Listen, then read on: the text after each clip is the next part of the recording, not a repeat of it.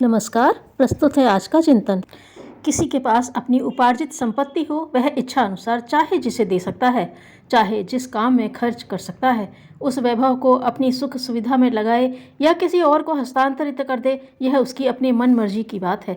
यह क्रम आदिकाल से चलता रहा है और अनंत काल तक चलता रहेगा। लोग अपनी कमाई को पूरी तरह अपने लिए खर्च नहीं करते, वरन स्त्री बच्चों की सुख सुविधा में खर्चते हैं और मरने के उपरांत उसे उन्हीं के लिए छोड़ जाते हैं। आध्यात्मिक उपार्जन भी धन कमाने की तरह है।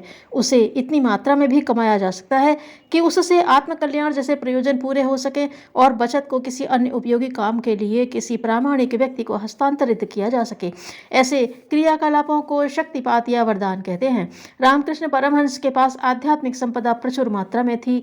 वे उसका उपयोग भारतीय संस्कृति के प्रचार प्रसार विस्तार में लगाना चाहते थे, पर स्वयं इस स्थिति में नहीं थे कि विश्व भ्रमण कर सके, नई पीढ़ी के बुद्धिजीवियों को अपनी क्षमता के आधार पर प्रभावित कर सके। इसके लिए उन्हें किसी सहायक की आवश्यकता थी। विवेकानंद उन्हें मिल गए। ठोक बजाकर परख लिया कि आदमी प्रामाणिक भी है और सुयोग्य भी। उन्होंने निश्चय किया कि इस युवक के लिए चिरसाध्य साधना में लगकर अपनी कमाई के बलबूते वह प्रयोजन पूरा कर सकना कठिन पड़ेगा। इसमें लंबा समय चला जाएगा और जो काम तत्काल किए जाने योग्य है उसमें विलंब हो जाएगा। सरल उपाय यह था कि वे अपनी आध्यात्मिक संपदा हस्तांतरित कर दें। परमहंस जब शरीर छोड़ने लगे तो पास ही बैठे विवेकानंद के शरीर पर अपना पैर रखा। उनके शरीर में बिजली कौंध गई। चकित होकर उन्होंने गुरु की ओर देखा। उत्तर मिला, जो कुछ मेरे पास था सो सब दे दिया, अब इसे अभीष्ट प्रयोजनों में लगाना। मैं इस शरीर से जा रहा हूँ, सो इस काया को ठिकाने लगा देना। विवेकानंद ने वही किया, अमानत को उन्हीं के काम में लगाया। अपनी निज की किसी महत्वाकांक्षा के लिए उसमें से रत्ती भर भी खर्च नहीं किया। वे जब विदेशों में प्रचार के लिए गए तो उन्हें हर घड़ी यही अनुभव होता रहा कि कोई दिव्य शक्ति उनकी वाणी और मस्तिष्क पर छाई हुई बोल रही है। अस्त व्यस्त होती हुई संस्कृति में प्राण लौट आए। शक्तिपात सार्थक हो गया। समर्थ गुरु रामदास को देश की पराधीनता पर बड़ा क्षोभ था।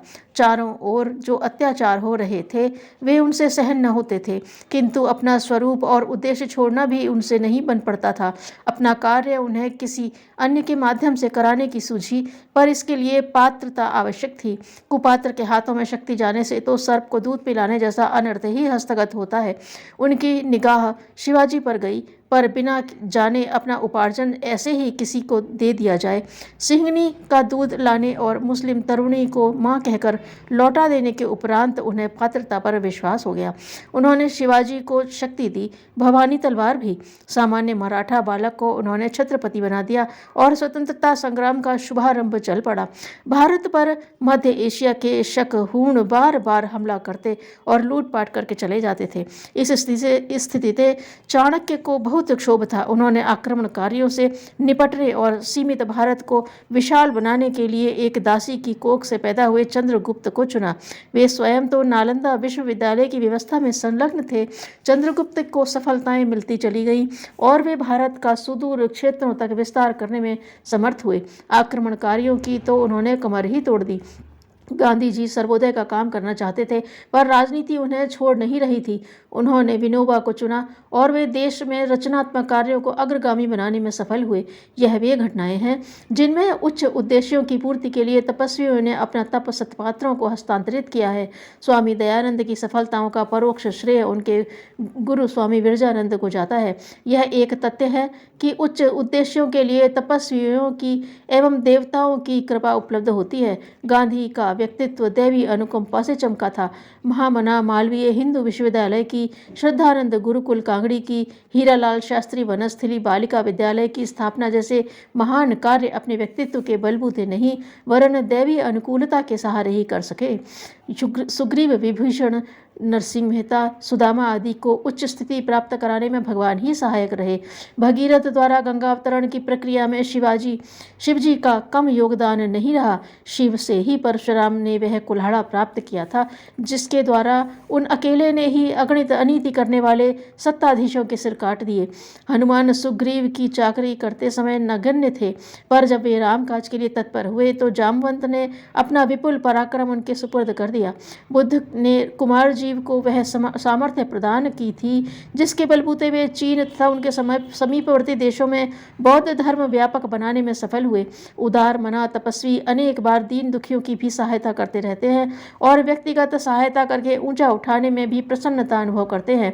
गुजरात के बापा जलाराम का अन्न क्षेत्र सर्वसाधारण के लिए खुला रहा और अब तक खुला हुआ है। यह कार्य व्यक्तिगत पुरुषार्थ के आधार पर संभव नहीं होते। श्रेय प्रदान करने के लिए दैवी अनुग्रह ही पृष्ठभूमि में काम करता है।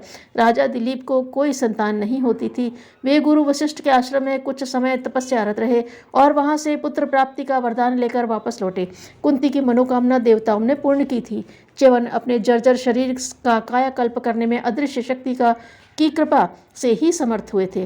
कर्ण को कवच कुंडल और अर्जुन को गांडीव देवताओं से ही प्राप्त हुआ था। यह व्यक्तिगत सहायता थी। इसके पीछे ऐसी शर्त नहीं थी कि इन अनुदानों का उपयोग परमार्थ के लिए ही करना पड़ेगा। टिटहरी समुद्र से अंडे वापस लेने के लिए चोंच में भर भर कर बालू डाल रही थी। उसके सत्साहस से प्रभावित अगस्त्य मुनि ने समुद्र सोख कर उस पक्षी के अंडे वापस दिलाए थे। यह सर्वथा व्यक्तिगत अनुदान थे। प्याऊ, अस्पताल, अन्न क्षेत्र आदि जाकर कोई खाली हाथ नहीं लौटता।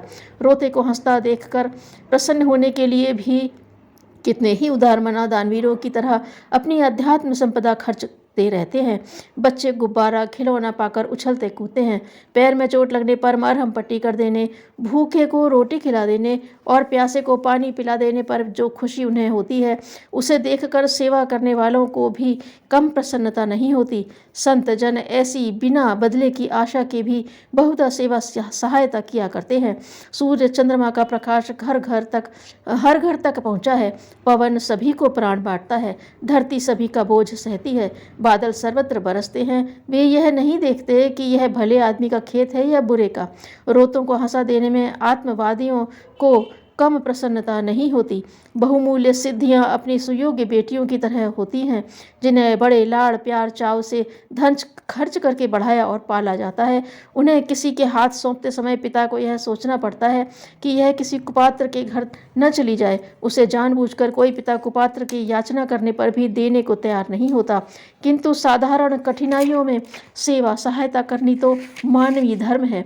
दयालुता को छोड़ते भी नहीं बनता। घर आए भिक्षुक को कोई खाली हाथ नहीं जाने देता। पानी घर में होते हुए भी प्यासे को दुत्कार देने से सज्जनता चली जाती है। जब वृक्ष अपनी छाया में हर किसी को बैठने देते हैं और अपनी टहनियों के बीच पक्षियों को प्रसन्नतापूर्वक घोंसला बनाने देते हैं, तो फिर मनुष्य ही ऐसा क्यों बने कि जिनकी कष्ट कठिनाइयाँ अपनी सामर्थ्य के भीतर हैं उन्हें निराश लौटने दे।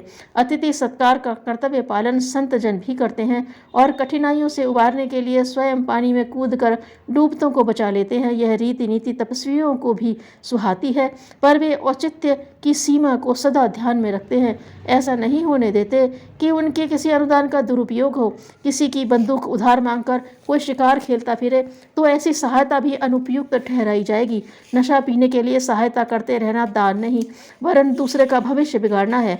दिए हुए का उपयोग किसने किस प्रयोजन के लिए किया, यह तो विचार करने और ध्यान रखने योग्य ही है। ऋषि का यह कथन उचित ही है कि मैं राज्य नहीं चाहता, न सुख न स्वर्ग न मुक्ति, दूसरों के दुख दूर करने भर की मेरी कामना है। मरते समय भगवान बुद्ध ने कहा था कि जब तक एक प्राणी भी बंधन में बंधा है तब तक मैं उसे मुक्त करने के लिए बार बार जन्म लेता रहूँगा। ऐसी उदारता अध्यात्म चेतना के साथ अविच्छिन्न रूप से जुड़ी हुई है और हमेशा जुड़ी रहेगी।